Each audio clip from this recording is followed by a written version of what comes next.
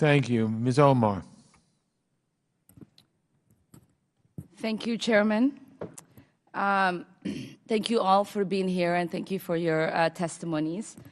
Mr. Adams, in 1991, you pleaded guilty to 2 counts of withholding information from Congress regarding your involvement in the Iran-Contra affair, for which you were later pardoned by President George H.W. Bush. I fail to understand why members of this committee or the American people should find any testimony that you give today to be truthful. If I can respond to that. It wasn't a question. On February, that was not a question. That was I reserve the right to my time. It is not right. That was not a question. Committee can attack on February a witness 8th, who is not permitted to reply. That was not a question. Thank you for your participation. On February 8th, 1982, you testified before the Senate Foreign Relations Committee about U.S. policy in El Salvador.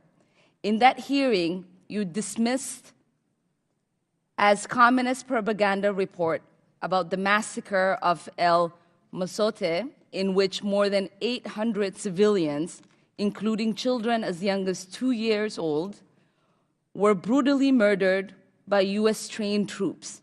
During that massacre, some of those troops bragged about raping a 12-year-old girl before they killed them. Girls before they killed them.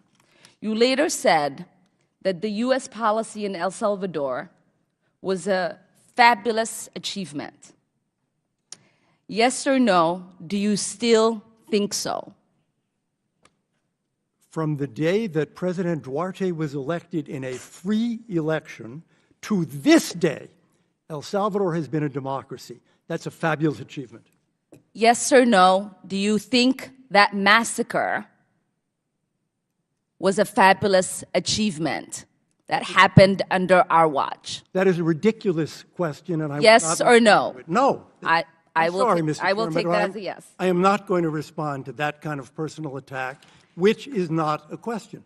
Yes or no, would you support an armed faction within Venezuela that engages in war crimes, crimes against humanity or genocide, if you believe they were serving U.S. interest, as you did in Guatemala, El Salvador, and Nicaragua?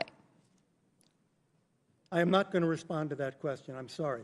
I don't think this entire line of questioning is meant to be real questions, and so I will not reply.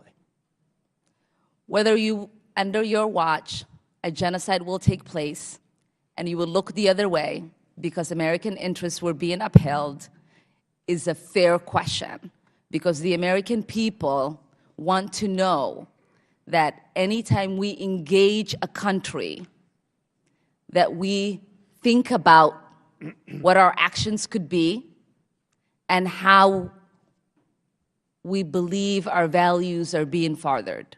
That is my question. Will you make sure that human rights are not violated and that we uphold international and human rights? I suppose there is a question in there, and the answer is that the entire thrust of American policy in Venezuela is to support the Venezuelan people's effort to restore democracy to their country. That's our policy. I don't think anybody disputes that. The question I had for you is that does the interest of the United States include protecting human rights and include protecting people against genocide? That is always the position of the United States. Thank you. I yield back my time.